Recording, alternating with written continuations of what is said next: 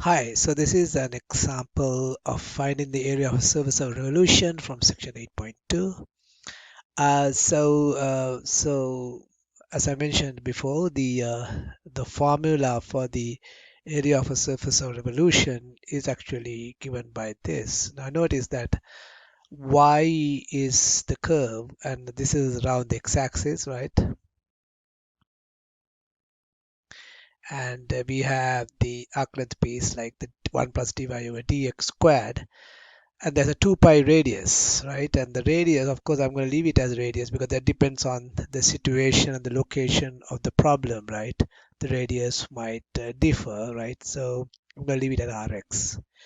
So in my question that I'm going to actually find this time, I want to find the area of the surface of revolution of the curve y equals x cube from x equals 0 to 2 when you revolve the curve around the x-axis.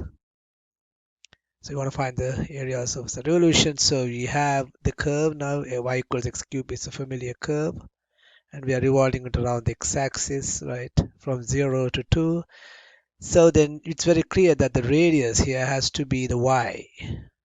So we know that Rx therefore is equal to y in this example, and y in terms is equal to x cubed, right? And now we do what we did in the arc length problem. So we go to a corner and slowly try to see whether we can calculate the dy over dx and that piece which involves y. Okay, so we start with y equals x cubed, which means dy over dx is 3x squared, and the dy over dx squared is the square of this, which is 3 squared is 9, x squared is x to the fourth. So dy over dx squared is 9x to the fourth. And then we take the radical because we need to know the radical here, right? So we take the radical of that, we get the square root of 1 plus 9x. So square root of 1 plus dy over dx squared would be 1 plus dy over dx squared is this 9x to the fourth, and we take the radical of that because we need the radical here. So when you go and plug this to the formula here, x is equal to 2 pi.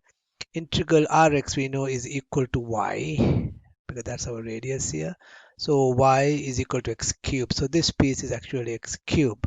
So x cubed, and square root of this piece we know that is equal to the radical piece is equal to the square root of 1 plus 9x to the 4. Okay, and then we have dx. So you can see that when you take these pieces outside and simplify them, they look much better, and the chances of you forgetting a piece goes down. So now this is what you need to integrate, and once again, because we have an x to the 4 and we have an x to the 3 in the leftover piece, we see that the nice substitution will work. So u is equal to 1 plus, we call 9x to the 4, which means du will be equal to, we bring the 4 forward by using power rule.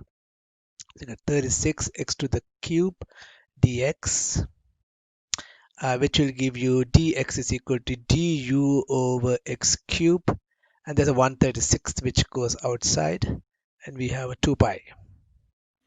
So we have 2 pi over 36, right? And then of course we have x cube, and then the square root u when you plug in u, and then when you replace the dx you get du over x to the 3, and of course x to the 3 and x to the 3 cancels off, right? And then you just have to integrate square root u with respect to u, and you can just use power rule for that because this is u to the 1 half. So you get u to the 3 halves over 3 halves, and then 2 pi over 18 actually becomes 2 pi over 36 becomes pi over 18, and and then if you take this 2 up, right, okay, and then you get 2 pi, and then 18 times 3 is 54 u to the 3 halves.